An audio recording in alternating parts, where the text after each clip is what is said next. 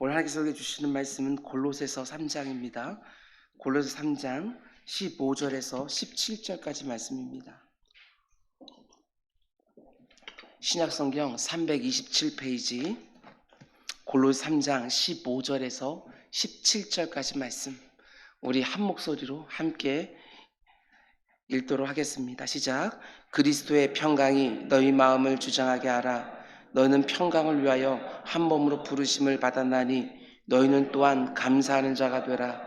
그리스도의 말씀이 너희 속에 풍성히 거하여 모든 지혜로 피차 가르치고 권면하며 치와 찬송과 신령한 노래를 부르며 감사하는 마음으로 하나님을 찬양하고 또 무엇을 하든지 말에나 일에나 다 주 예수의 이름으로 하고 그를 힘입어 하나님 아버지께 감사하라.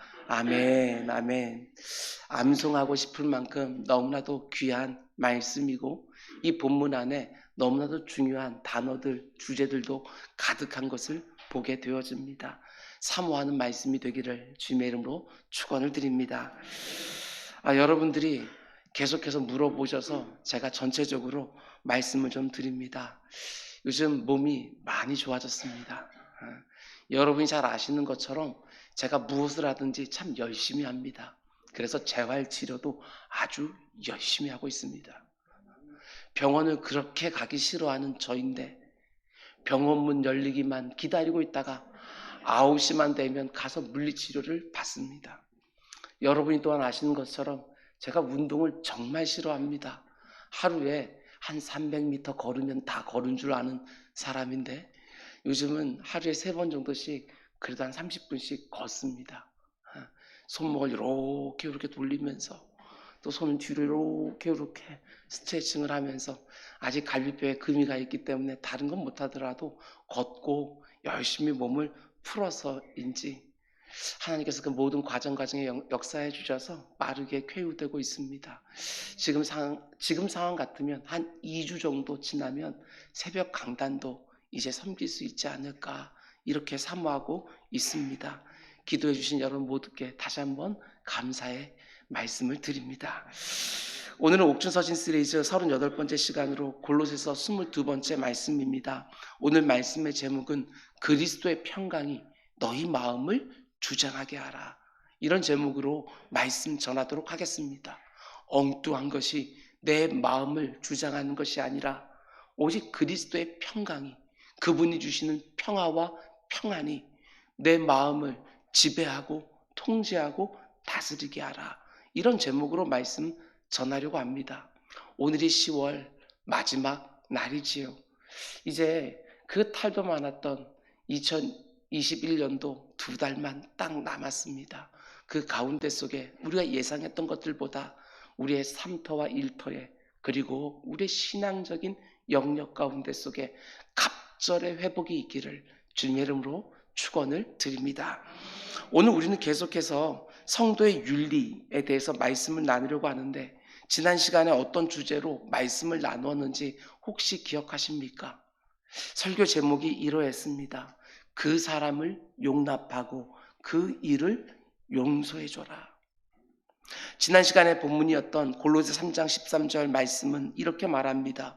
누가 누구에게 불만이 있거든 서로 용납하여 피차 용서하되 주께서 너희를 용서하신 것 같이 너희도 그리하고.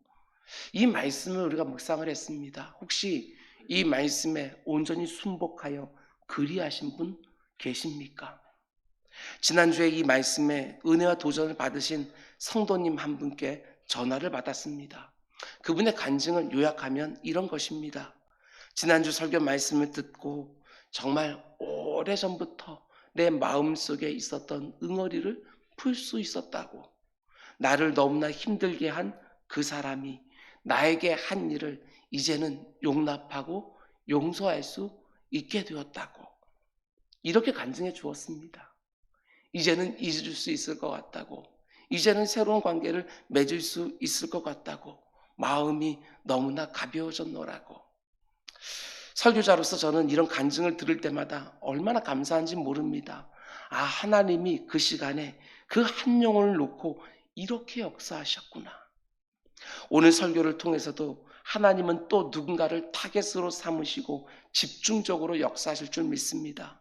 이 귀한 강단에 선포되는 말씀이 살아서 운동력 있게 강력한 힘을 가지고 역사하는 복된 시간이 되기를 주님의 이름으로 축원드립니다. 오늘 말씀은 이렇게 시작합니다. 14절, 그리스도의 평강이 너희 마음을 주장하게 하라. 너희는 평강을 위하여 한 몸으로 부르심을 입었나니 너희는 또한 감사하는 자가 되라. 참 귀한 말씀입니다. 성경을 보면 성도된 우리를 가리켜 굉장히 다양한 방식으로 부르고 있는데, 여기서는 여러분과 저를 어떻게 부르고 있느냐? 너희는 평강을 위하여 부르심을 받았나니. 성도된 여러분과 저는 어떤 사람입니까? 평강을 위하여 부름을 받은 자들이라고 오늘 본문은 말하고 있습니다. 도무지 참된 평강이라고는 찾아볼 수 없는 이 세상 안에서 평강을 위하여 부르심을 받은 사람들, 주여 나를 평화의 도구로 써주옵소서. 미움이 있는 곳에 사랑을 심는 자가, 그 가운데 상처가 있는 가운데 속에 용서가 무엇인지 먼저 행하는 자로 나를 써주시옵소서. 화목해 하는 직분을 온전히 감당하는 자가 되게 하여 주옵소서. 정말 이렇게 살면 얼마나 좋을까. 아무리 분쟁이 있고 갈등이 있는 곳이라 할지라도 이런 부름을 받은 우리 성도들이 그 안에 들어가게 되었으면 그 막혀있던 것들이 허물어지기 시작하고, 그렇게 미워하고 분노하던 것들이 녹아내리기 시작하고, 하나님 저를 그런 도구로 사용해 주십시오. 이게 우리들의 사모함이 되어야 하지 않을까. 이게 바로 여러분과 저의 정체성이라고 성경은 말해주고 있는 것입니다. 그런데 그 평강을 뭐라고 부르고 있습니까? 이 세상에 말하는 어떤 조건이 갖추어져야지만 이루어지는 평강이 아니라 그리스도의 평강이라고 말합니다. 그리스도의 평강이라는 말은 우리 환경 가운데 속에 오는 평강이 아니라 주님께로부터 오는 평강, 출처가 다릅니다. 곁에서 오는 것이 아니라 위로부터 오는 평강, 내 마음 깊은 곳 극히 올라오는 평강, 그 평강을 말하고 있는 것입니다.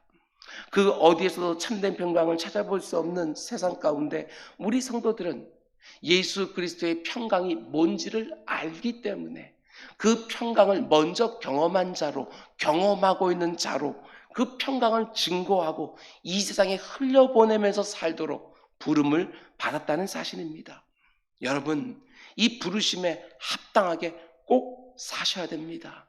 우리가 참된 평강을 이 세상에 드러내지 못하면 이 세상이 어디에서 진짜 평강을 경험할 수 있겠습니까? 이 세상을 보시기 바랍니다. 이 세상을 보면 너무나 많은 사람들이 자신을 끊임없이 채찍질하면서 살아갑니다. 극한 경쟁 가운데 더 나은 사람이 되어야 하고, 더 괜찮은 사람이 되어야 하고, 더 훌륭하고 더 능력 있고 더 탁월한 사람이 되어야만 그 경쟁에서 살아남을 수 있기 때문에 자신을 늘 채찍질하면서 살아갑니다. 그런 세상 가운데 어떻게 참된 평강이 있을 수 있겠습니까? 경쟁하면서 이기는 사람이 모든 것을 독식하고 다 가져가는 세상에서는 참된 평강을 누릴 수가 없습니다. 이게 당연한 것이 아닙니다. 이게 공정한 것도 절대로 아닙니다. 그런데 우리 주님이 이 땅에 오실 때 하나님 아버지의 나라를 이 땅에 가지고 오시는데, 그 나라를 온전히 이루고 있는 것은 무엇이냐? 그것은 경쟁이 아닙니다. 내가 뭔가를 열심히 해서 자격과 조건을 갖추어서 그 공로로 무엇인가를 독식하게 되어지는, 선점하게 되어지는 그런 나라가 아니라 그 나라의 중심에는 은혜가 있습니다. 공로와 경쟁이 아니라 은혜가 뭔지를 보여주는 그런 나라를 우리 주님께서 이 땅에 가져오신 것입니다. 그리고 이 땅 가운데 속에 소외된 사람들, 그 경쟁에서 진 사람들, 아니 그 경쟁에서 뭔가 이겼다고 말하지만 그 자리를 지키기 위하여 손에 얻은 것들을 빼앗기지 않기 위하여 또다시 다른 경쟁에 그렇게 몰입하고 있는 그 사람들 향하여 우리 주님이 주신 말씀은 한마디로 이렇습니다. 얘들아, 괜찮다. 남들보다 더 탁월하지 못해도 괜찮다. 좀 모자라도 얼마든지 복되게 살 수 있다. 우리 주님께서는 그걸 가르쳐 주십니다. 은혜가 가져다주는 평강, 그것이 무엇인지를 우리들에게 가르쳐 주시고 그 삶으로 보여주시는 것이지요. 머리 둘 것 하나 없었지만 우리 주님의 그 모든 말과 그 행동 하나하나에 하나님 아버지가 허락해 주시는 그 평강이 흘러나오고 있었고, 우리 주님과 함께하는 모든 사람도 그 평강을 경험하면서 새로운 인생을 살 수 있었다는 것이지요. 하나님의 다함 없는 우리를 향한 넘치는 사랑과 예수 그리스도께서 십자가 위에서 이루신 그 모든 공로로 너무나도 귀한 그 선물들을 경쟁에서 이긴 자들에게 허락되어지는 것이 아니라 값없이 은혜로 모든 사람들에게 허락되어지는 것이지요. 그 하나님 나라에 들어간 사람들이 참된 평강을 누리기 시작하는 것입니다. 한마디로 누가 평강을 누립니까? 은혜가 뭔지를 아는 사람들, 은혜를 경험한 그 사람들, 그들이 바로 평강을 누리는 것이지요. 하나님이 자신의 아들 예수 그리스도를 통해 주시는 하나님의 은혜를 경험한 성도들이 그 평강을 누린다는 것입니다. 은혜 안에 그리스도가 주시는 평강이 담겨 있습니다. 그리스도의 평강 더욱 사모하는 우리 모두가 되기를 주님의 이름으로 축원을 드립니다. 이 세상에 많은 사람들은 어려움이 전혀 없는 삶, 문제가 전혀 없는 삶을 평강, 평화, 평안이라고 말을 합니다. 아닙니다. 개념 정의부터 틀렸습니다. 우리 인생에 문제가 없는 순간이 단 하루라도 있습니까? 그렇지 않습니다. 우리 인생에는 언제나 이런저런 문제와 어려움과 질고와 고통이 가득하기에 그 모든 것이 없어야 평강을 누릴 수 있다, 이렇게 말하게 되어지면 우리는 그 어디에서도 그 어떤 순간에도 평강할 수가 없는 것이지요. 그러나 그런 삶의 자리에 있더라도 아무리 눈물이 가득한 질고의 과정을 통과하고 있다 할지라도 예수 그리스도로 말미암는 평강이 우리 성도들에게 있다는 것입니다. 이 말이 얼마나 엄청난 말인지 모릅니다. 환경과 처지와 상관없이 예수 그리스도로부터 주어지는 평강, 그게 진짜 아닙니까? 그 어떤 일에도 빼앗기지 않는 그 평강이 우리 성도들에게 이미 주어져 있다는 것이지요. 여러분 잘 아시는 것처럼 2021년을 시작하면서 제가 목회 계획을 세우고 강단 계획을 세우면서 제가 받은 말씀들은 저에게 받은 말씀들은 다 옥중서신들이었습니다. 빌립보서를 전반기대 받고 지금 골로새서 말씀을 보고 있습니다. 이런 말씀들을 사모하게 된 것도 마찬가지입니다. 어떤 조건이 만들어져야, 어떤 환경이 만들어져야 비로소 평강, 평화, 편안을 말할 수 있는 이 세상 가운데 속에 우리 그리스도인들은 감옥에 갇힌 것 같은 그 힘든 상황 속에서도 얼마든지 빌립보서를 통하여 기쁨을 말할 수 있고 골로새서를 통하여 이 평강을 말할 수 있다고 하는 것, 그걸 여러분들과 함께 나누고 싶었습니다. 여러분, 이 평강, 이 기쁨 절대로 빼앗기지 마시기를 바랍니다. 특별히 여기 보면 그리스도의 평강이 너희 마음을 주장하게 하라, 이렇게 말하고 있는데, 이 주장한다 라고 하는 이 말의 원뜻은 고대 사회에서 어떤 경기를 하지 않습니까? 그 경기에서 심판의 역할을 한다, 이런 뜻을 가지고 있습니다. 그 경기가 원활하게 잘 진행되도록 아무리 예기치 못한 상황이 그 경기 가운데 일어난다고 할지라도 모든 것을 그 심판이 통제하고 지배하고 결정하는 것이지요. 그러니까 그리스도의 평강이 네 마음을 주장하게 하라 라고 하는 이 말씀은 아무리 예기치 못한 사건이나 사고가 내 삶 가운데 일어난다 할지라도 내 삶이 크게 흔들리지 않도록, 내 삶이 완전히 망가지지 않도록 그리스도의 평강이 마치 내 인생의 심판처럼 모든 것들을 주관하면서 내 마음을 통제하고 지배하고 모든 것을 결정하게 하라, 이런 권면입니다. 여러분, 저는 목회하면서 우리 성도님들이 뭔가 중요한 결정과 선택을 앞두고 저에게 기도 부탁하는 경우들이 굉장히 많습니다. 그런데 저는 그렇게 크게 염려하지 않습니다. 여러분들이 어떤 중요한 결정을 하든지 선택을 하든지 하나님께서 분명히 그 가운데 개입하실 것이고, 하나님께서 원하시는 일들을 우리로 하여금 보게 할 것이고, 그걸 결정하고 선택할 것이라고 하는 믿음이 제게 분명히 있습니다. 다만 제가 기도하는 것은, 하나님, 그 성도님의 마음에 평강이 있게 해주십시오. 이 기도를 합니다. 근심과 염려가 내 마음을 주장하고 있으면 하나님이 아무리 인도하신다 할지라도 그것이 내 눈을 가려서 어디에 하나님의 뜻이 있는지를 알지를 못합니다.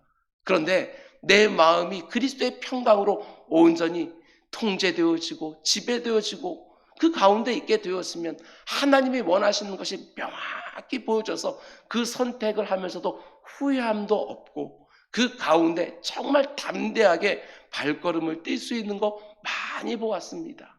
이 기도가 얼마나 중요한 기도의 제목인지 모릅니다. 그리스도의 평강이 내 마음을 언제나 주장하게 해 주옵소서.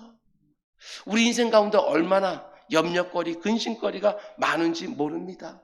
그때마다 그 염려와 근심이 내 마음을 주장하지 못하게 하라는 것입니다. 그리스도의 평강이 내 마음을 주장하게 하라. 여러분, 염려와 근심 같은 것들이 함부로 내 인생을 좌지우지하지 않도록 내 마음을 그리스도의 평강에 묶어두시기를 바랍니다. 그 어떤 상황 속에서도 예수 그리스도를 신뢰하고 의지하기 때문에 내 심령 가운데 생기는 평강, 이게 진짜지요. 코로나19를 지나가면서도 수없이 고백했던 것처럼 환난 중에도 주 나의 왕 고백하면서 요동하지 않고 문제 상황을 묵직하게 통과하는 것입니다. 이 세상 그 어디에도 참된 평강이 없는 시대에 이 사람은 정말 예수를 믿는구나 확연하게 드러내 보일 수 있도록 그리스도의 평강이 내 마음을 주장하고 내 인생을 통제하고 지배하고 결정할 수 있도록 내 마음을 그분께 거듭거듭 드리는 우리 모두가 될 수 있기를 주님의 이름으로 축원을 드립니다. 갈비뼈에 금이 가서 제가 큰 소리를 치지 못합니다. 그랬더니 성도님들이 나긋나긋하게 설교하니까 자꾸 주무십니다. 그 모습을 보게 되었으면 제가 아무리 뼈에 금이 갔다 할지라도 큰 소리를 지를 수밖에 없습니다. 여러분들이 저를 도와주신다고 한다면 그 어느 때 봐도 반짝반짝 눈을 뜨시고 설교에 집중해 주시기를, 아멘 소리도 크게 해주시기를 주님의 이름으로 다시 한번 부탁을 드립니다. 여러분, 그런데 여기서 주위에서 봐야 되는 것은 그리스도의 평강이 너의 마음을 주장하게 하라 이렇게 말할 때 이 말은 단지 내 개인의 마음에만 국한되는 말씀이 아니라는 것입니다. 중요한 것은 다른 사람들과의 관계 속에서 주어진 말이라는 것을 보셔야 됩니다. 뒤로 이어지는, 오늘 본문 뒤로 이어지는 말씀들을 보게 되었으면 관계들을 말합니다. 남편과 아내의 관계, 그리고 부모와 자녀의 관계, 그리고 주인과 종의 관계에 대해서 말을 합니다. 그 말을 하는 그 바로 앞에 모든 관계를 맺을 때 그냥 맺는 것이 아니고 그리스도의 평강이 네 마음을 온전히 주장하는 가운데 속에 다른 사람들과 관계해라, 이런 의미가 여기에 담겨 있는 것이지요.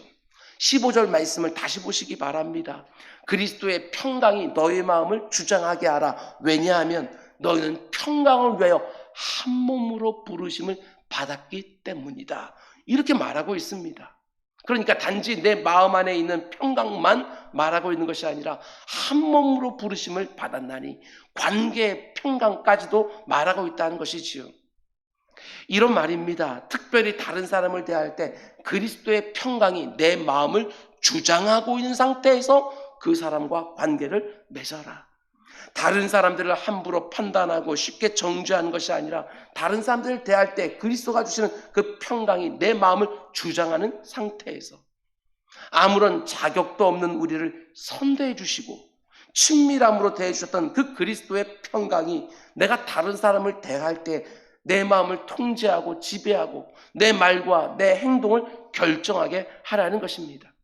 나를 힘들게 하고 어렵게 대하는 사람들을 또 마찬가지입니다. 미운 마음, 그리고 불편한 마음, 불쾌한 마음, 분노와 억울함이 내 마음을 지배하는 상태에서 그 사람을 대하는 것이 아니라 그리스도께서 내게 허락해 주신 그 평강이 주장하는 가운데 그 사람도 대해라. 여러분, 그럼 우리 성도의 인간관계가 얼마나 새로워지겠습니까? 여러분, 그런데 여러분과 제가 다른 사람들 대할 때 왜 이렇게 해야 되느냐? 여러분, 이걸 꼭 아셔야 됩니다. 여러분과 제 안에 태생적인 악한 정욕이 있기 때문에 그렇습니다. 여러분과 저도 예외가 아닙니다. 모든 죄인들의 그 심령 속에 온갖 형태의 정욕들이 있는데 그 중에 하나가 바로 싸우기를 좋아하는 정욕입니다. 내가 인정하든지 인정하지 않든지 상관없이 내 안에 다투기를 좋아하는 정욕이 있는 거예요. 여러분, 우리가 부부 관계 가운데 많이 경험하지 않습니까? 부부 사이에 대화가 필요하다고, 더 많은 대화를 해야 된다고, 더 정직하게 마음속에 있는 것들을 꺼내 놓아야 된다고 이렇게 말하지 않습니까? 그래서 부부가 한번 시간을 내어서 깊은 대화를 나누다 보면 끝에는 싸움으로 끝이 납니다. 그런 경우가 얼마나 많은지 모릅니다. 왜 그럴까? 남편 아내도, 아내 아내도, 부모 아내도, 자녀 아내도 이 다투기를 좋아하는 정욕이 있다고 성경은 말하고 있습니다. 야고보서 4장 1절 보면 너희 중에 싸움이 어디로부터, 다툼이 어디로부터 나느냐? 너희 지체 중에서 싸우는 정욕으로부터 나는 것이 아니냐? 내 안에는 이런 정욕이 없을 거라고 절대로 생각하지 마시기 바랍니다. 누구에게나 다 있습니다. 어머니 모태에서 나올 때부터 죄인은 태어나서 살면 살수록 죄를 더하는 우리 모두에게 싸우는 정욕이 있습니다. 그래서 다른 사람들 안에 5만 가지 좋은 것이 있음에도 불구하고 그것은 제대로 보지 못하고 약한 부분, 못된 부분에 집중해서 정죄하고 깎아내려서 싸우고 싶어하는 정욕이 우리 모두에게 있는 것이지요. 그 정욕이 모든 관계를 이상하게 만들어 버립니다. 눈에 보이도록 싸우는 것만 싸우는 게 절대로 아닙니다. 다른 사람들을 끝없이 나와 비교하면서 열등감을 느끼며 그 가운데 어떻게든 끌어내려야 직성이 풀리고, 아니면 늘 우월감을 느끼면서 상대방을 무시하면서 그 사람에게 상처를 주고, 아닙니다. 그런 절대로 성경이 원하는 인간관계를 맺을 수가 없습니다. 다른 사람들을 대할 때 싸우기를 좋아하는 정욕이 내 마음을 주장하지 못하도록 그리스도의 평강이 주장하는 가운데 모든 사람들을 대하는 우리 모두가 될 수 있기를 주님의 이름으로 축원을 드립니다. 여러분, 다시 한번 강조해서 말씀을 드립니다. 내 의지와 내 성품으로 다른 사람들과 평안한 관계를 맺을 수 있다고 생각하지 마시기 바랍니다. 여러분과 저는 그런 존재가 아닙니다.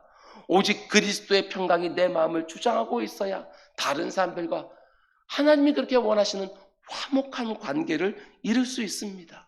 뿐만 아니라 이 부분이 중요한데, 내 마음이 그리스도의 평강으로 온전히 주장하고 있을 때 나를 만나는 사람도 그 평강을 경험한다는 것입니다. 이 세상을 보시기 바랍니다. 근심과 염려가 주장하는 사람들이 얼마나 오늘날 많은지 모릅니다. 알 수 없는 분노와 억울함이 그 마음을 주장하고 있어서 그냥 어떤 사람과 교제하든지 그 가운데 탈이 나는 경우들도 얼마나 많은지 모릅니다. 그런데 그런 사람들이 그리스도의 평강이 주장하고 있는 나를 만날 때마다 쉼과 힘과 위로를 얻을 수 있도록 그리스도의 평강이 내 마음을 주장하게 하라는 것입니다. 그리스도의 평강이 가득한 남편, 그 아내가 얼마나 행복하겠습니까? 그리스도의 평강으로 온전히 주장을 받고 있는 그 아내와 함께 살아가는 그 남편이 얼마나 위로를 받겠습니까? 그리스도의 평강이 가득한 부모와 함께하는 그 자녀들이 이 세상 가운데 속에 정말 가장 좋은 것들을 가정에서 공급받을 수 있지 않겠습니까? 그리스도의 그 놀라운 평강이 나를 거쳐서 내 곁에 있는 사람들에게 잘 흘러갈 수 있도록 여러분과 저의 마음, 우리 성도들의 마음이 먼저 그리스도의 평강에 붙들리기를 주님의 이름으로 축원드립니다. 그럼 이제 크게 두 번째로 이 부분도 참 중요합니다.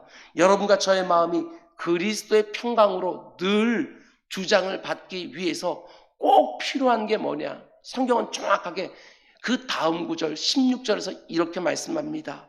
그리스도의 말씀이 너희 속에 풍성히 거하여 모든 지혜로 피차 가르치며 권면하고 시와 찬송과 신령한 노래로 감사하는 마음으로 하나님을 찬양하고 이렇게 말하고 있습니다. 그리스도의 말씀이 너희 속에 풍성히 거하게 하라. 그렇습니다. 하나님의 말씀이 그 살아서 역사하는 운동력이 있는 말씀이 내 안에 가득하게 되어지면 어떤 상황 가운데 있든지 누구를 만나든지 그 가운데 평강을 잃어버리지 않을 수 있다는 것입니다. 그 하나님의 말씀이 우리의 심령을 꽉 붙들고 그 가운데 그리스도의 평강이 주장할 수 있도록 만들어 주는 것이지요. 여러분, 우리가 몸을 담고 살아가는 이 세상은 끝없이 우리들에게 두 가지를 하게 합니다. 하나는 염려라는 것이고 또 하나는 욕망이라는 것입니다. 헛된 욕망입니다. 끝없이 5만 가지 것들을 염려하게 하고 그리고 끝없이 내 안에 있는 욕망을, 헛된 욕망을 부추기는 세상입니다. 염려거리들을 계속해서 만들어내고 소유와 소비의 끝없는 욕구를 부추기고는 이 세상 속에서 평강이 내 마음을 주장하게 하는 것은 정말 어렵습니다. 교회 안에서는 평강한테 문을 열고 그 가운데 일상으로 돌아가기 시작하자마자 걸어가는 도중에 그 평강을 다 잃어버리기 쉽상인 세상을 우리는 살아갑니다. 그런데 내 마음에 말씀이 풍성하게 넘치고 있으면 그 말씀을 통해서 우리는 세상을 다른 눈으로 보기 시작하는 것이지요.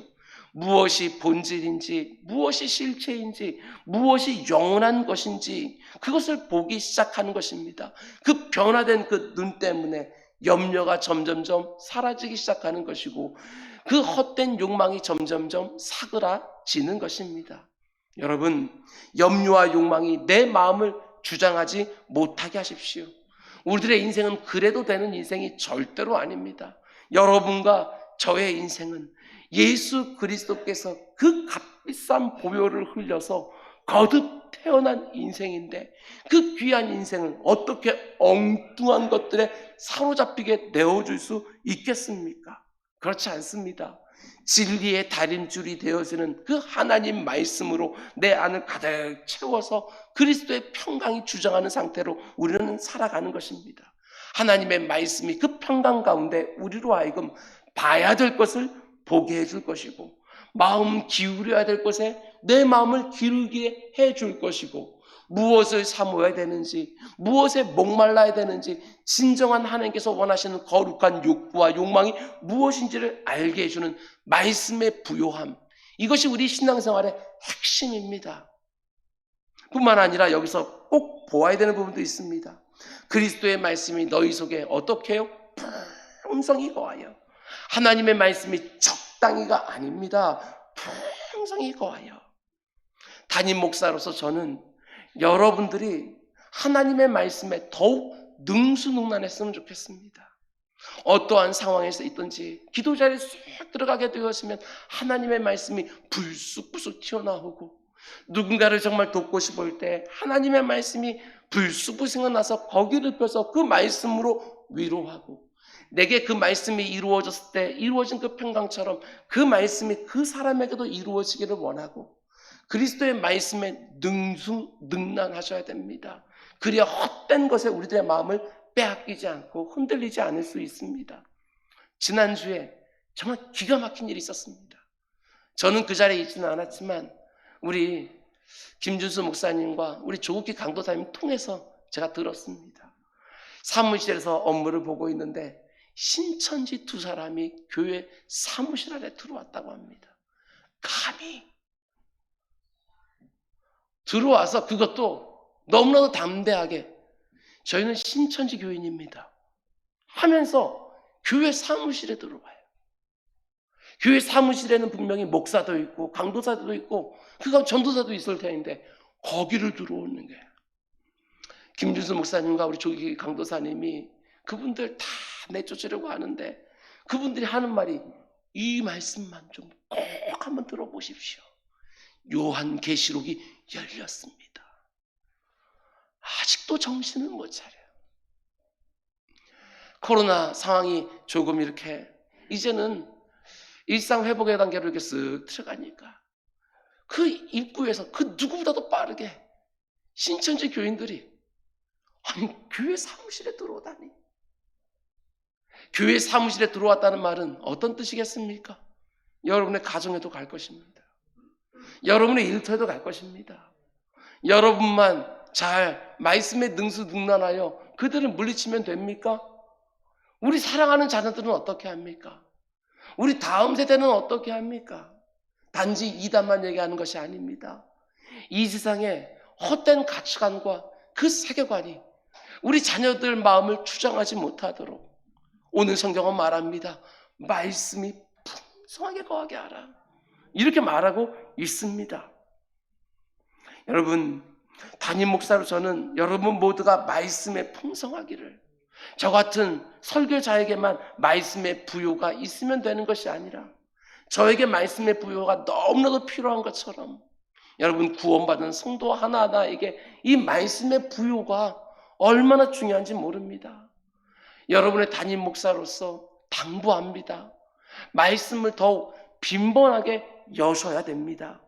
주중에는 말씀을 멀리 하다가 주일날 설교 한번 듣는 것으로 만족하면 절대로 안 됩니다. 아침마다 큐티책을 가지고 말씀을 묵상하고 시작하는 것도 너무나도 귀한 일이지만 그걸로도 만족하면 안 됩니다. 한 장도 안 되는 그 짧은 본문을 묵상하고 마치 내가 성도로서 해야 될 도리를 다 한 것처럼 생각해서는 절대로 안 되는 것입니다. 그리스도의 말씀이 풍성히 거하여입니다. 하나님의 말씀이 정말 내 삶을 주장하고 그리스도의 평강이 내 삶을 통제하고 지배하고 결정하기를 정말 원하신다고 한다면 하나님 말씀에 더욱더 첨착하는 우리 모두가 될 수 있기를 주님의 이름으로 축원드립니다. 근데 여기서 또 주의해서 봐야 되는 부분이 있습니다. 16절 말씀을 다시 보면 그리스도의 말씀이 너희 속에 풍성히 거하여, 그리고 그 다음에 뭐라고 말하고 있습니까? 모든 지혜로 피차 가르치며 권면하고.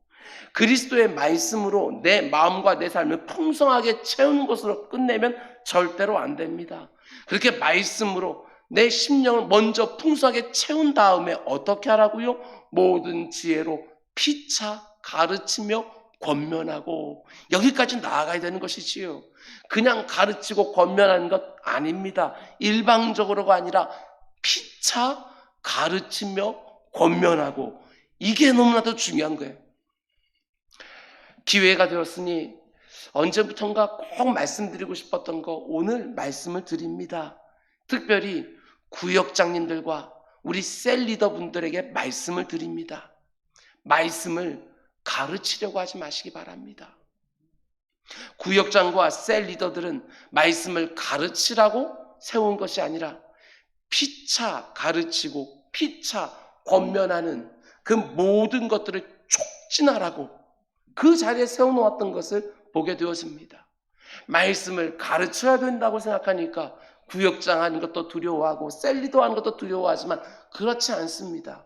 가르치라고 세우는 것이 아니라 피차 가르치고 피차 권면하는 그 일을 촉진하라고 거기에 세워놓은 것이지요. 그런데 어떻게 구역원들과 셀원들이 피차 가르치고 피차 권면할 수 있느냐? 뭐 대단한 방법이 있는 것이 아닙니다. 각자가 주어져 있는 말씀들을 예습하는 것. 이게 너무너무 중요합니다. 그래야 가능해집니다. 이미 주어진 말씀들이 있지 않습니까? 그 본문을 먼저 묵상하고 먼저 적용한 다음에 구역으로 모여서 셀로 모여서 각자가 깨달은 것으로 다른 지체를 섬기는 모습이 피차 있어야 됩니다. 구역장들과 셀 리더들이 하는 말만 드리려고 하지 마시기 바랍니다. 주어진 본문을 미리 성실하게 예습하면서 성령 하나님의 도우심을 따라 그 가운데 체험된 그 모든 묵상들을 가지고 하루가 되었든 이틀이 되었든 삶 가운데 속에 그대로 살려고 치열하게 싸운 다음에 그 결과물들을 가지고 그 간증을 가지고 그 구역으로 모이고 셀로 모여서 피차 다른 지체들을 섬기고 피차 가르치고 피차 권면하는 것입니다. 주일날도 우리 교회는 마찬가지입니다. 그때마다 주어진 본문들이 우리는 있습니다. 그저 교회에 와서 오늘 목사님이 어떤 주제를 가지고 설교하실까 이게 아니라 오늘 17절까지 말씀을 묵상했으면 그 다음 주에는 18절 이하의 말씀들이 주어진다는 것 다 알고 있지 않습니까? 강해 설교를 하고 있으니까. 그러면 그 말씀을 먼저 예습하는 것이지요. 먼저 묵상하고 먼저 내 삶에 적용한 다음에 그 결과물들을 가지고 주일날 이 예배당에 와서 담임 목사님은 어떻게 그 말씀을 묵상했는지, 어떻게 해석하고 어떻게 적용했는지 그것들을 보면서 더 풍성한 것들을 누리기 시작하는 것이지요.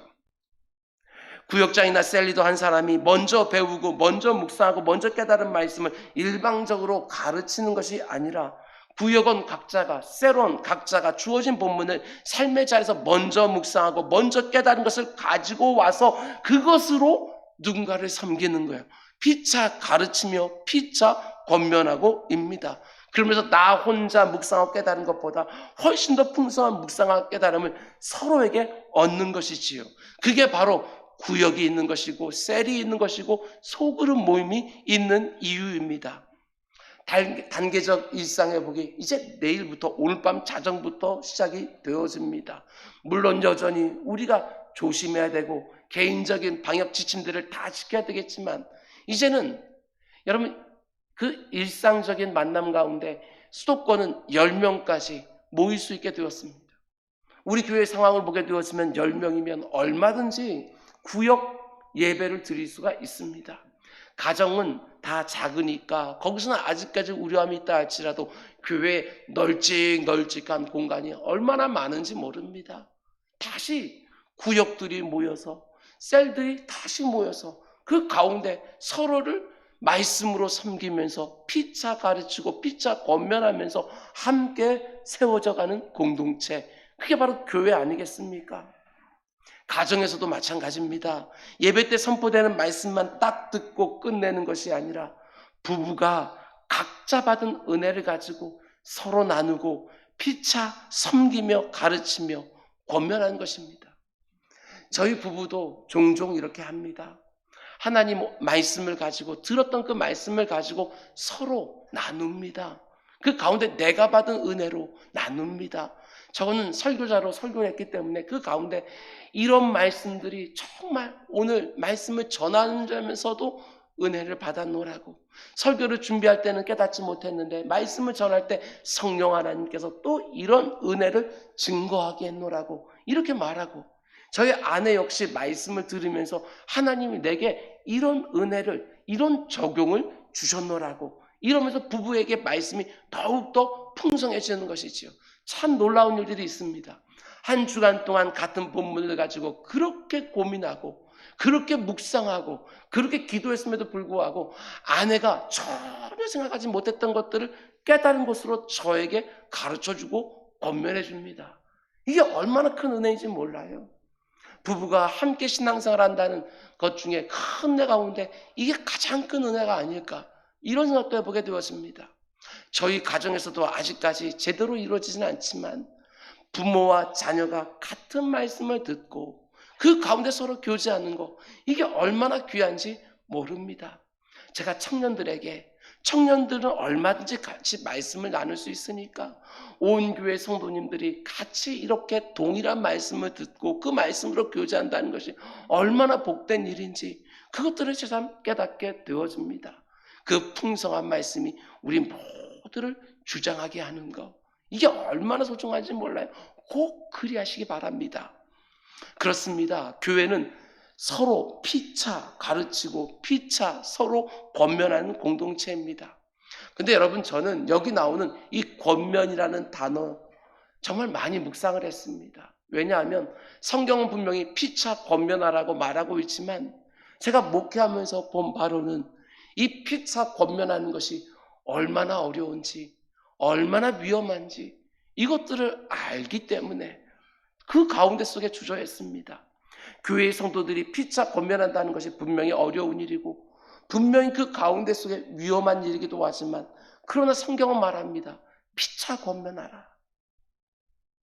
권면이라는 단어의 뜻은 권할 권자와 그리고 힘쓸 면자로 되어 있습니다. 그러니까 알아듣도록 권하고 격려해서 그 일에 힘쓰게 하는 것, 이것이 바로 권면의 사전적인 뜻입니다. 한마디로 잘못된 자리에 있는 누군가에게 그 하나님께 준 지혜로, 모든 지혜로 권면하여 그 가운데 제자리로 돌이키게 하는 것, 이것이 바로 성경이 말하고 있는 권면이지요. 근데 문제는 이게 참 어렵고 위험하다는 것입니다. 누군가가 분명히 잘못된 자리에 있다는 것은 알고 있는데 그 사람에게 권면해서 제자로 돌아갈 수 있도록 권면하는 것, 자칫 잘못하면 오히려 관계가 어색해지고 깨질 수도 있고 분쟁할 수 있기 때문에, 그래서 웬만하면 그냥 보고서도 지나칠 때가 많지 않습니까? 그러나 오늘 본문은 말합니다. 피차 권면해줘라. 잘못된 자리에 있는 성도를 그냥 보고 있지 말고 말씀으로 피차 교정해줘라. 뭐가 잘못된 것인지 깨닫게 해서 돌이킬 수 있도록 피차 말씀으로 도와줘라. 이렇게 말하고 있는 것이지요. 그래서 참 우스운 것은 많은 성도들이 저에게 와서 정말 수시로 말합니다. 이런 종류의 얘기 정말 많이 들었습니다. 저를 찾아와서 목사님, 저기 있는 저 사람에게 그것 잘못되었다고 꼭 좀 말 좀 해주십시오. 이런 부탁 저에게 정말 많이 합니다. 아닙니다. 저에게 다 맡겨놓으시면 절대로 안 됩니다. 피차하는 것입니다. 저도 제가 해야 될 도리를 충성스럽게 감당하겠습니다. 그러나 여러분도 해야 되는 것입니다. 아주 겸손하게 충분히 기도하고 절제된 말로 그 사람이 내 진심을 충분히 알 수 있도록 사랑이 듬뿍 담겨있는 권면으로 그 사람을 제자리로 돌린 일에 나를 써달라고 하나님 앞에 기도하는 것이지요. 여러분, 교회는 탁월한 지도자 한 사람으로 세워지는 공동체가 절대로 아닙니다. 다양한 부르심을 받은 사람들이 말씀을 깨닫고 깨달은 말씀을 가지고 피차 가르치고 피차 권면하고 필요할 때에는 정말 조심스럽게 그 사람이 다치지 않게 겸손하게 피차 권면하며 돌이키게 하는 공동체, 그게 바로 교회라는 것이지요. 어떤 때에는 제가 권면하는 것보다 여러분 중에 어떤 사람이 권면하는 것이 훨씬 더 효력이 있을 수 있습니다. 때로는 장로님들이, 때로는 권사님들이, 아니면 같은 구역에 있는 사람들이 다 부족한 사람들이지만 그 가운데 충분히 기도하고 그 사람에 찾아가서 말씀으로 권면하는 것 피차 이루어져야 됩니다. 우리 모두의 몫입니다. 한 사람 한 사람이 말씀을 깨닫고 그 깨달은 말씀으로 피차 가르치고 피차 권면하고 다른 성도들에게 배우는 것을 여러분 기뻐하십시오. 다른 성도들에게 배우는, 네가 뭔데 나를 가르치려고 해, 이게 아니고 여러분 다른 성도들 배우는 것을 기뻐하십시오. 그리고 그 성도가 정말 어렵게 꺼내서 나를 권면하는 말에 고마워하십시오. 그런 사람이 내 곁에 있다고 하는 것이 얼마나 감사한 일입니까? 그러면서 한 몸으로 함께 자라나는 공동체, 우리 교회가 그런 교회로 계속해서 이루어져 가길 주님으로 축원을 드립니다. 그럼 이제 세 번째로 오늘 본문이 우리에게 권면하는 게 또 있습니다. 17절 말씀 또 같이 읽을까요? 시작. 또 무엇을 하든지 그러기 입어 하나님 아버지께 감사하라. 참 귀한 말씀입니다. 오늘 본문은 권면합니다. 무엇을 하든지 말에든 일에든 다 주 예수의 이름으로 하라. 근데 여러분, 모든 일을, 범사를 주님의 이름으로 한다는 게 무슨 의미입니까? 그 사람을 대신해서 내가 뭔가를 한다고 할 때 그 사람의 이름으로 한다는 것은 그 사람의 지위와 권한과 권위를 가지고 대신한다는 의미를 가지고 있습니다. 사신을 보내면 그 사신을 보낸 왕을 대리해서, 외교관을 보내게 되었으면 그 나라의 대통령과 총리를 대신해서 대리하는 것이지요. 우리가 모든 일들을, 무슨 일을 하든지 말이나 일이나 주 예수의 이름으로 한다고 하는 것은 그분을 대리해서 하라는 것입니다. 너무나도 부족하기 짝이 없는 사람들이지만 그리스도의 장성한 분량까지 자라나기를 사모하는 우리들이 내가 하는 말 가운데, 내 손과 발로 하는 행동 가운데 속에 그리스도가 묻어나도록 주님이 이 자리에 이 상황 가운데 있었다고 한다면 저 사람에게 어떻게 말했을지, 이 일을 어떻게 처리했을지 주님의 이름으로 모든 일을 하라는 것입니다. 굉장히 중요한 말씀이지요. 목회자인 저 같은 사람은 말할 것도 없고 성도인 여러분 하나하나도 내가 예수 그리스도를 대신하는 자인 줄 인식하고 말하고 행동하는 것입니다. 기준을 다른 사람들이 말하고 행동하는 것, 그것보다 나으면 되는 거 아니냐, 이렇게 생각하지 마시기 바랍니다. 좀 더 착하고 좀 더 예의 바르고 좀 더 윤리적인 거, 성경은 우리에게 고작 그런 걸 원하는 게 아닙니다. 예수 그리스도가 묻어나도록 살아라. 예수 그리스도가 네 삶 가운데 드러나도록 살아라. 그렇게 살기를 사모해라. 성경은 끊임없이 우리들에게 권면하는 것이지요. 오늘 이 말씀 마음에 깊이 새겨 놓으시기를 바랍니다.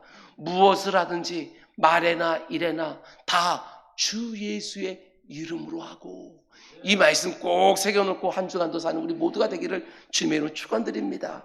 그럼 이제 마지막으로 여러분, 제가 오늘 본문을 다루면서 묶어서 전하기 위해서 일부러 이렇게 빼놓고 남겨놓은 주제가 하나 있습니다. 눈치가 빠른 분들은 다 아시겠지만 오늘 본문 15절, 16절, 17절 말씀 보면 계속해서 반복되어지는 주제가 있지 않습니까? 먼저 15절 말씀 보면 그리스도의 평강이 너의 마음을 주장하게 하라, 이렇게 말한 다음에 너희는 또한 감사하는 자가 되라. 16절 말씀도 보면 그리스도의 말씀이 너희 안에 평성히 거하고 피차 가르치며 피차 권면하고, 이렇게 말하면서도 맨 마지막을 보면 감사하는 마음으로 하나님을 찬양하고, 17절 말씀도 보면 무엇을 하든지 말에나 일에나 다 주 예수의 이름으로 하라고 권면하면서 또 이렇게 말을 합니다. 그 예수를 힘입어 하나님 아버지께 감사하라. 계속해서 감사라는 주제가 나오고 있습니다. 그래서 저는 이런 생각을 해보았습니다. 제가 만일 이 글을 기록하고 있다고 한다면 15절에 그리스도의 평강에 대해서, 16절에 그리스도의 말씀에 대해서, 17절에 예수 그리스도를 대리해서 사는 성도의 삶에 대해서, 그리고 18절을 따로 할애해서 그 가운데 속에 감사하는 자로 이 땅을 살아가라, 이렇게 말할 것 같은데 여기 사도 바울은 어떻게 하고 있습니까? 각각의 권면에다가 다 감사를 껴서 권면하고 있다는 사실이에요. 그리스도의 평강이 너희를 주장하게 하라 하면서도 감사를 끼워놓고, 그리스도의 말씀이 평생하게 하는 감사를 끼워놓고, 예수 그리스도를 생각나게 하는 인생이 되어야 된다 하고 말하면서도 감사를 끼워놓고, 모든 권면들에다 감사를 다 끼워놓은 거예요. 왜 이런 식으로 오늘 본문을 기록하고 있는가? 저는 이렇게 묵상했습니다. 그리스도인들, 우리 그리스도인들의 가장 큰 특징이 바로 감사이기 때문에 그런 게 아닐까. 어떻게 무슨 일을 하든지 그 가운데 속에 감사가 깃들어 있게끔, 모든 주제들 가운데 감사를 덧붙여 놓을 만큼 그리스도인들의 가장 확연하게 드러나는 특징 중에 하나가 바로 감사가 아닐까. 저는 이렇게 묵상을 했습니다. 성도에게는 감사가 풍성해야 됩니다. 어떤 상황 가운데 있든지 감사하며 모든 것들을 바라보는 것이지요. 예기치 않은 일을 당했다 할지라도 그것을 재해석, 영적인 눈으로 재해석하면서 결국 결론은 감사로 끝나야 되는 것이 성도의 삶이라는 것입니다. 제가 간증을 하나 하겠습니다. 이번에 제가 교통사고를 당해서 수술을 하고 입원해 있을 때에 성도님들이 전화와 문자를 주셔서 이런저런 위로의 말씀들을 많이 하셨는데, 그때 가장 많이 들었던 단어가 바로 감사였습니다. 감사. 비록 손목도 부러지고 갈비뼈에 금도 갔지만 그 정도 사고를 당하면서도 머리 안 다친 거 너무너무 감사하다고 성도님들이 말씀해 주셨어요.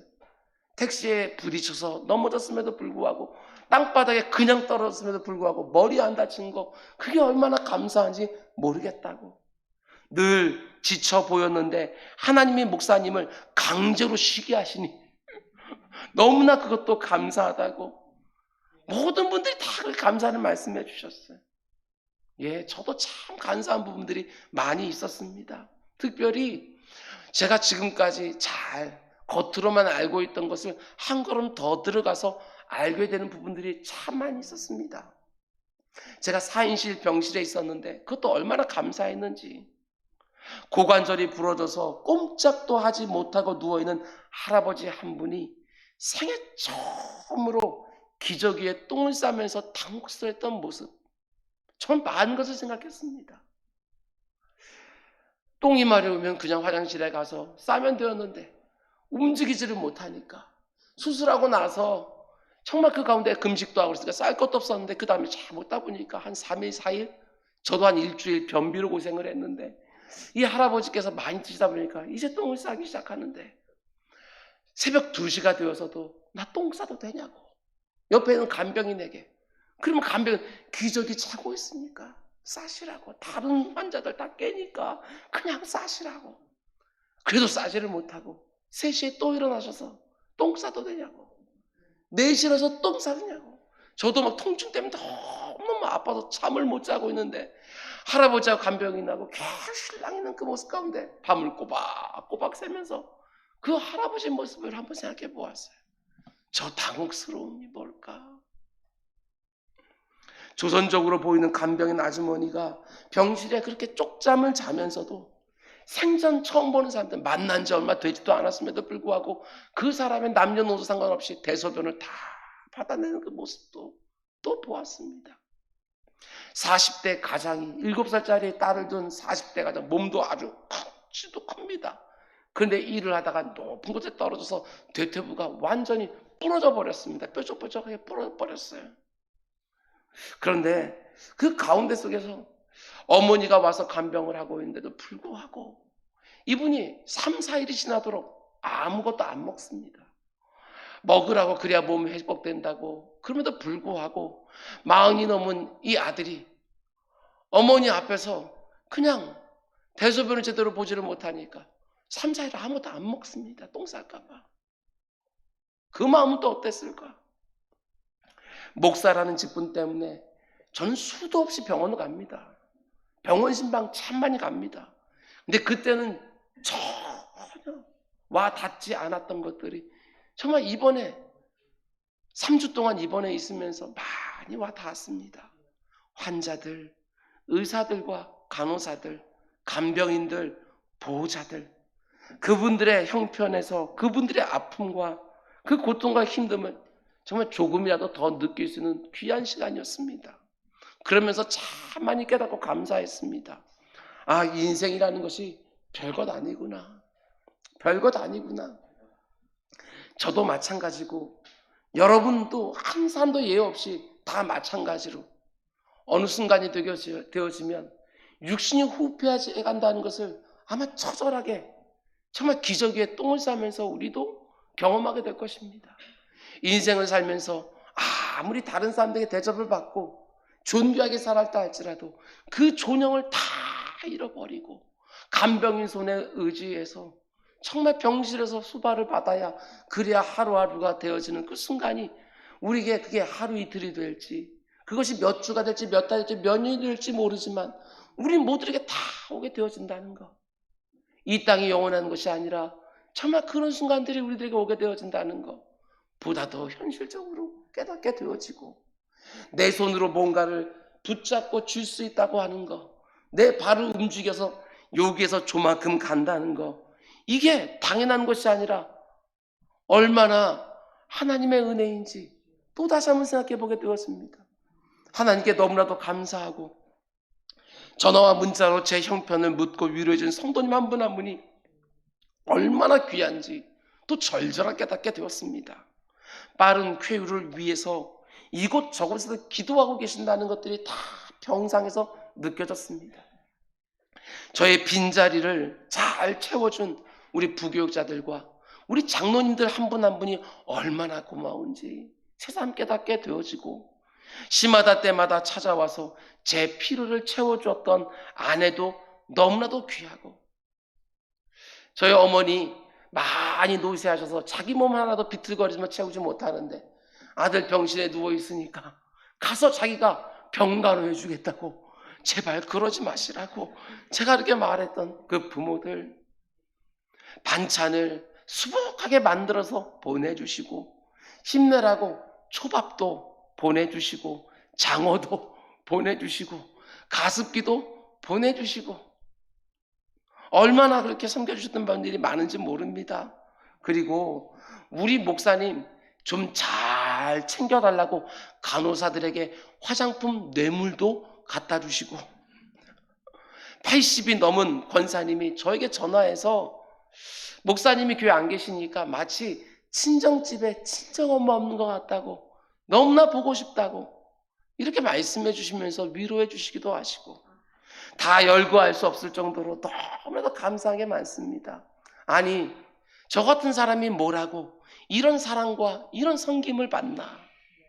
저 귀한 분들 어떻게 하면 더 잘 섬길 수 있을까? 마음이 더 절절해지면서 감사가 가득했습니다. 여러분 저는 요즘 이 찬양이 너무나 좋습니다. 여러분도 좋아하시겠지만 은혜라는 찬양 가사가 이렇습니다.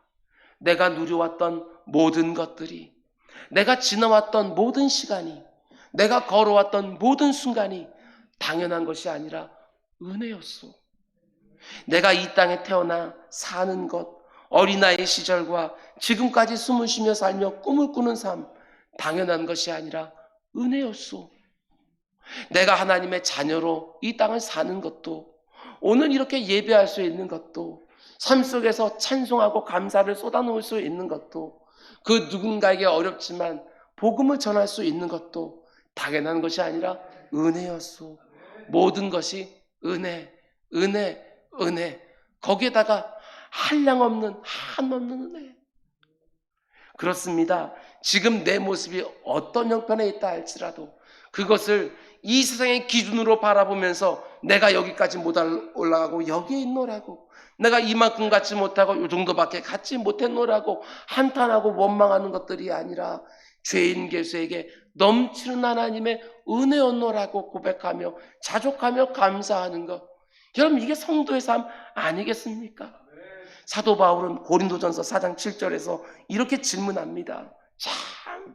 참 많은 걸 생각하게 하는 질문이지요. 누가 너를 남달리 구별하였느냐? 내게 있는 것 중에 받지 아니한 것이 무엇이냐? 네가 받았은즉 어찌하여 받지 아니한 것처럼 자랑하느냐? 바울의 질문에 한번 대답해 보시기 바랍니다. 아무개야, 네가 받지 아니한 게 무엇이냐? 네가 그렇게 잘난 것처럼 말한다 할지라도 너 깨벗고 조그만 핏덩어리 땅 태어나지 않았느냐? 부모에게 그 좋은 거 다 받지 않았느냐? 네가 만나는 사람들을 통해서 그거 다 받지 않았느냐? 그 회사를 통해서 그 만남을 통해서 그 고객들을 통해서 네가 다 받은 것들 아니냐? 그 가운데 하나님께서 역사하셔서 다른 것들을 통해서 하나님께서 너에게 다 주신 것 아니냐? 나 같은 엉터리에게 하나님이 다 은혜로 주신 것인데 내 손에 쥐고 있는 것이 적다고 쥐고 있는 것들이 이런저런 상황 가운데 적어지고 있다고 감사하는 것이 아니라 원망을 하고 내 노력과 내 수고와 내 지혜와 내 수완으로 모든 것을 마치 다 얻은 것처럼 감사하는 것이 아니라 자랑하고 교만하고 아니라는 것입니다. 은혜를 아는 성도는 모든 형편 속에서 감사합니다. 범사가 감사한 것이지요. 코로나19 가운데 거의 2년 동안 살면서도 여전히 내 입술에 감사가 있습니까? 불 가운데로 물 가운데로 안 들어가게 해달라고 우리가 늘 기도하지만 하나님이 때로는 특별한 의도하심을 가지고 나를 불 가운데로 물 가운데로 집어넣으시지만 그 가운데 함께 해주시는 방식으로 하나님께 또 은혜를 뭔지 깨닫게 하여 주시고 힘들고 어려운 상황 가운데 없는 것은 아니지만 그 가운데도 이기림 주시고 피할 길 주시면서 오늘까지 나를 이 자리에 올 수 있게 해주신 것 아닙니까? 하나님의 신실하심을 믿고 하나님의 틀림없는 섭리를 온전히 믿음으로 그 어떤 자리에서도 감사하면서 하는 사람들 그들이 바로 성도입니다. 말씀했습니다. 여러분 오늘 본문의 권면이 이제 또 시작하는 2달 남은 11월 첫날부터 한 주간 동안 우리들의 귀 가운데 계속해서 들려주기를 원합니다.